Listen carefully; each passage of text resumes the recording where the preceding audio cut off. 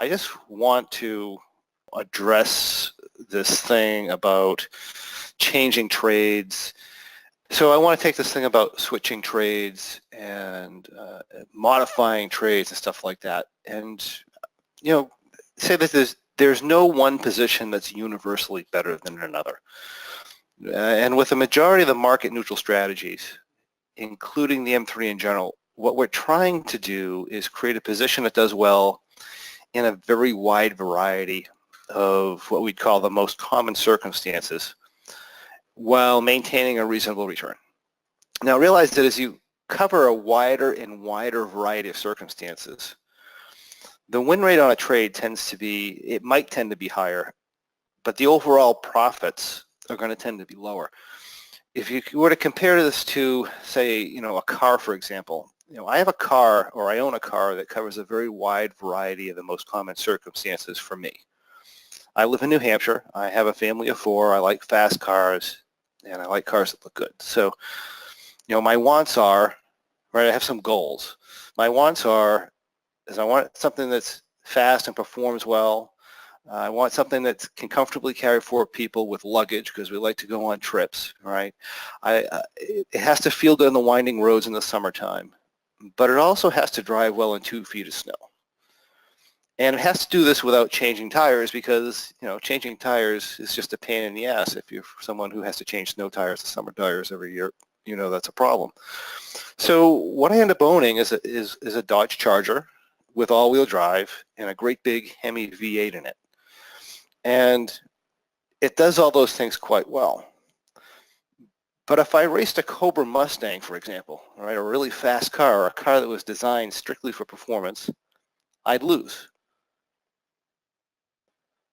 But the problem with the Mustang is it only holds 2 people, it has no storage, and I can tell you from experience, I had one, they suck in the snow.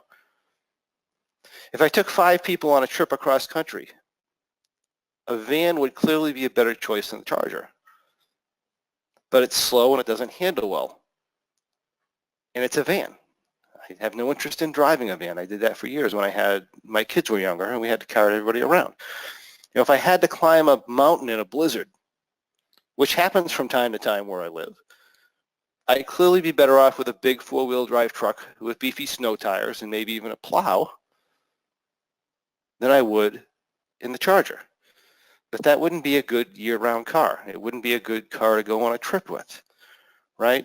Now, if I wanted to have the best situation in all these circumstances, I could buy all 3. I could buy the fastest car. I could buy the most spacious van. I could get a great big truck. But in order to choose which one of those 3 to use on any given day, I'd have to have information. I'd have to analyze the situation and need to identify the environment I'm in. And then I'd have to decide what I wanted to do in that environment. In other words, I'd have to have a bias or a reason for choosing one over the other. Otherwise, it doesn't really matter. If it was likely to snow, I'd leave the Mustang and the van in the garage. I'd take the truck. If it was going to be a nice summer day, I'd take the Mustang. If I needed to cart 5 kids to Chuck E. Cheese, I'd take a van. But if I didn't have any idea of what to expect, if I had absolutely no information on what's going on around me, or I chose to ignore that information, right? I didn't know what's going to happen with the weather. I didn't know, if I was going to have a bunch of people or not. If I wanted to be able to handle any of the most common situations I might encounter,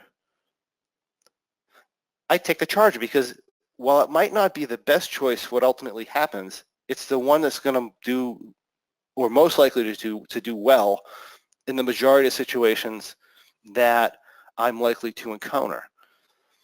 My point is, if I'm trying to decide which car to drive today, in order for my choice to be anything different than a Charger, I have to have information, and I have to take information into consideration in a way that allows the information to bias my opinion. Like if I had information they're forecasting a blizzard today, and I wanted to take advantage of that, I would take a truck, right? Or if it's going to be a bright sunny day with no traffic, and I wanted to get the most enjoyment out of myself, I would take maybe the Mustang. In the same context, a really high probability income trades like that Charger, If you have no bias towards the environment you like optimal performance in, then just trade the rules. Let's be really conscious and clear about that fact. The fact that a change from the norm is in fact biasing a trade. Switching from one trade to another trade is showing a bias. Because here's the problem. What most traders do is they use what we call unconscious recency bias to change the trade or to swap trades. Beneath their level of awareness, it goes something like this. Recently, I haven't been doing as well as I'd like. Recently, the market's been going up, and that trade or that guy did better than me. Therefore, I'm going to take the bias that these conditions are going to continue, and I'm going to trade to that bias by switching trades or by changing up adjustments, which would be fine if you consciously evaluated the conditions of the market and you made a conscious decision to make the change. But most of the time, that's not the case. Most of the time, you compare results and say, that did better than this recently. Therefore, it's better to do that than this, which is complete bullshit. I mean, pretend it's April 30th, and I'm here in New Hampshire, and I had an unusual spring, and it snowed a lot in April, which happens from time to time, right, up this way. After the experience like this, my unconscious mind is going to think, it snowed a lot this month. My car didn't drive as well as I'd like. Maybe I'll buy a truck. Maybe I'll put snow tires on my car, which would be dumb, right? Summer's just around the corner. How likely are you to get another big storm? Not very likely. You're not going to get, your rational mind should be stepping in, right? And it should go, wait a minute. How much snow am I going to get in May, June, and July? And it should squash the idea of buying the truck or squash the idea of doing the snow tires, because that's not going to be the right thing for that particular environment. So with trading, we need to say, look, I know my trade didn't do as well as I'd like. And we need to think about what was that due to, right? And it might be, well, it was due to the recent market conditions. However, what's the probability this situation is going to still be present going forward? Because this is what I see from people. You know, December and January, the market is up relentlessly, right? So the thought occurs, I have to make this trade do better when the market's screaming up. Why? Why would you change a trade to work better in the hottest days of summer when winter's around the corner? But that's what most people did. Most people decided to start biasing their trades like crazy for a very unusual market. And when the market fell in February, when winter finally came, and it was a nasty winter, my friends, in February, right? And after winter persisted for several months, do you know what the same people asked? What can I do to protect myself against down moves and this volatility? Why? Why would you change a trade that you know works well under the most conditions the most of the time? Why would you take that trade and make it work the best in the snowiest days in winter when summer is around the corner? But that's what a lot of people did. They started protecting against volatility, and in the last 4 or 5 months, we've had some of the best months we've ever seen for like an M3 trade, for example.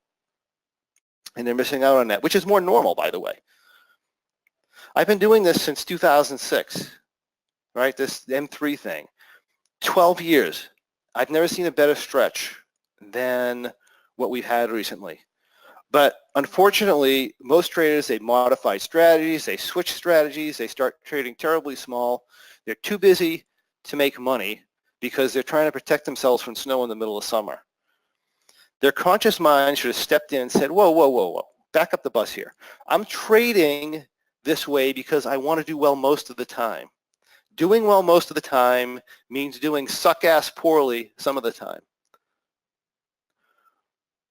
What we just experienced is quite unusual. I'm going to stay the path. I'm going to continue to do well most of the time.